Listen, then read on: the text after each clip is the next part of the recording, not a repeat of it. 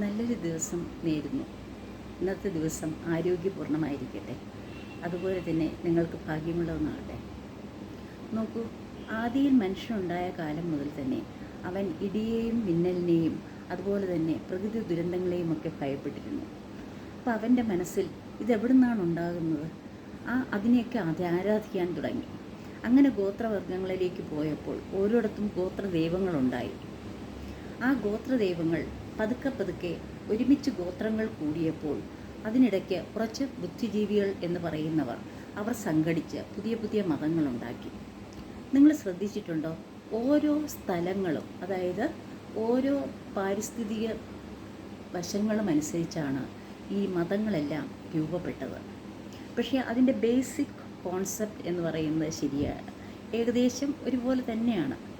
നമുക്കറിയാം, അന്നത്തെ കാലത്ത് അന്നത്തെ അവരുടെ അറിവ് കൊണ്ടാണ് അവർ ഗ്രന്ഥങ്ങൾ ഉണ്ടാക്കിയത്. നോക്കൂ, നമ്മുടെ ഹിന്ദുമതം തന്നെ എടുക്കുകയാണെങ്കിൽ രാജാവിൻ്റെ ബീജം നദിയിൽ വീഴുക, അത് മത്സ്യമെടുത്ത് വിഴുങ്ങുക, ആ മത്സ്യം ഗർഭിണിയാവുക, അതിൽ നിന്നൊരു കുഞ്ഞ് പിറക്കുക. ഇത് സയൻസിന് പ്രായോഗികമല്ല എന്ന് നമുക്കറിയാം. പക്ഷേ അന്നത്തെ കാലത്തെ ആൾക്കാരുടെ വിചാര രീതി അനുസരിച്ച് അവരത് വിശ്വസിച്ചിരുന്നു. അതുപോലെ തന്നെയാണ് നമ്മുടെ ക്രിസ്തുമത വിശ്വാസവും. അതുപോലെ അതിനകത്തും ഉണ്ട് പഴയ നിയമങ്ങളിൽ ഒരിക്കലും നടക്കാത്ത സഹോദരീ സഹോദരന്മാർ തമ്മിലുള്ള വിവാഹം, അല്ലെങ്കിൽ അവരിൽ നിന്നും കുഞ്ഞുങ്ങളുണ്ടാവുക. ദൈവം ഒരു ആണിനെയും ഒരു പെണ്ണിനെയും സൃഷ്ടിക്കുമ്പോൾ അങ്ങനെയല്ലാതെ പറ്റില്ലല്ലോ. ദൈവം മണ്ണിൽ നിന്നും സൃഷ്ടിച്ചു, അല്ലേ? ഭാര്യയിൽ നിന്നും സ്ത്രീയെ സൃഷ്ടിച്ചു. ഇതൊക്കെ പറയുമ്പോഴും ഇന്നത്തെ സയൻസിന് അത് അക്സെപ്റ്റ് ചെയ്യാനായിട്ട് പറ്റില്ല. അതുപോലെ തന്നെ മുസ്ലിം മതത്തിലും അത് കുറച്ചുകൂടെ പിന്നീട് വന്നതാണ്.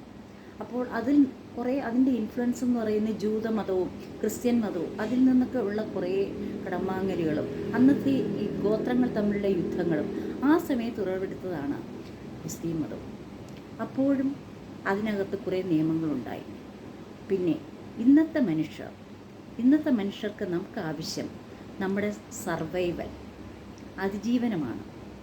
അപ്പോൾ നമ്മൾ സയൻറ്റിഫിക് പരമായിട്ട് ചിന്തിക്കുക. ആത്മീയത കളയണം എന്നല്ല. ആത്മീയമായിട്ടൊരു ശക്തിയുണ്ട്, ഒരു പ്രപഞ്ച ശക്തിയുണ്ട്. ആ പ്രപഞ്ച ശക്തിയെ നമ്മൾ ആരാധിക്കുക. ഒപ്പം മാമൂലുകളെ, അതായത് പഴയ ആ കഥകളെ, കഴിയുന്നത് കഥകൾ അല്ലെങ്കിൽ മുത്തശ്ശി കഥകൾ എന്ന രീതിയിൽ കുറേയൊക്കെ മാറ്റി നിർത്തുക. ഓവറായിട്ട് നമ്മൾ മതത്തിലേക്ക് പോകുമ്പോൾ നമ്മൾ മത തീവ്രവാദികളായിട്ട് പോകുന്നു.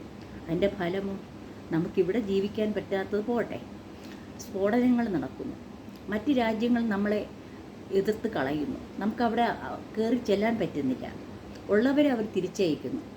കാരണം അവർക്കവിടെ സുഖമായിട്ട് ജീവിക്കണം. സ്കാൻഡിനേവിയൻ രാജ്യങ്ങൾ നോക്കി, അവർ മതങ്ങളിലൊന്നും വിശ്വസിക്കുന്നില്ല. പക്ഷേ അവരുടെ ജീവിതമാണ് ഏറ്റവും ശാന്തവും സുന്ദരവുമായിട്ട് പോകുന്നത്.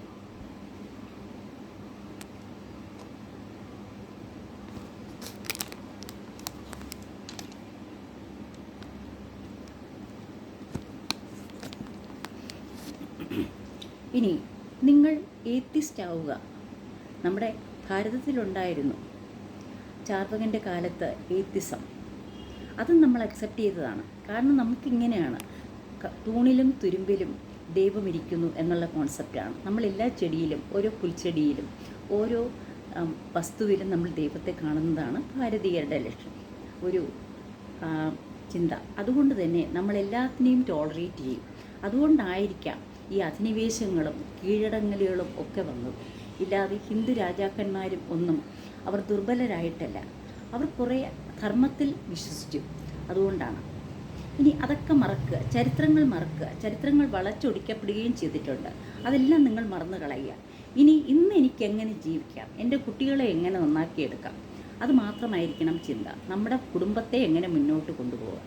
നിങ്ങളിപ്പോൾ ഗൾഫ് രാജ്യത്തിലാണ് വർക്ക് ചെയ്യുന്നതിരിക്കട്ടെ, അവിടെ നിങ്ങൾ പാകിസ്ഥാനിയുടെ പാത്രത്തിൽ നിന്നായിരിക്കും ഫുഡ് കഴിക്കുക, ഇറാനിയുടെ പാത്രത്തിൽ നിന്നായിരിക്കും കറി എടുക്കുക, അല്ലെങ്കിൽ ഒരു ഇസ്രയേൽക്കാരൻ്റെ പാത്രത്തിൽ നിന്നായിരിക്കും വേറൊരു കുബൂസ് എടുക്കുക. അവിടെ നിങ്ങൾക്ക് ജാതിയുണ്ടോ, മതമുണ്ടോ? ഇതൊക്കെ സ്വന്തം രാജ്യങ്ങളിൽ വരുമ്പോഴല്ലേ വരുന്നത്. എത്രയെത്ര കുട്ടികളാണ് യുദ്ധങ്ങളുടെ പേരിൽ മരണപ്പെടുന്നത്. ഇതൊക്കെ കാരണം എന്താണ്? തീവ്രമായ മതചിന്ത. എൻ്റെ മതം വലുത്, അല്ലെങ്കിൽ എൻ്റെ മതത്തിൽ വിശ്വസിക്കണം, അത് ലോകം മുഴുവൻ അത് മാത്രമാകണം. ആ ചിന്ത മാറ്റുക.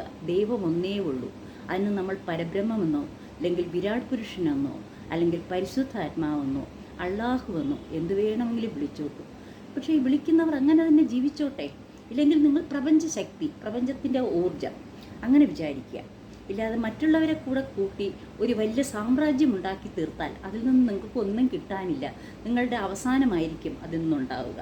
അതിലേ ഇപ്പോൾ കണ്ടുകൊണ്ടിരിക്കുന്നത്. അത് നിർത്തുക. ശാന്തമായ വളരെ സുന്ദരമായ ഒരു ലോകം ഉണ്ടാകട്ടെ.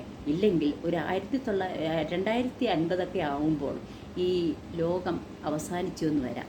നമ്മുടെ സ്റ്റീവൻ ഹോക്കിങ് പറഞ്ഞതും അത് അങ്ങനെയാണല്ലോ, ലോകാവസാനം അടുത്തിരിക്കുന്നുവെന്ന്. അദ്ദേഹം പറഞ്ഞ കാരണങ്ങൾ ഫിസിക്സിലേക്കുള്ളതാണ്. ഇത് ആത്മീയതയും അതുപോലെ തന്നെ വിഷകരമായിട്ട് മാറരുത്.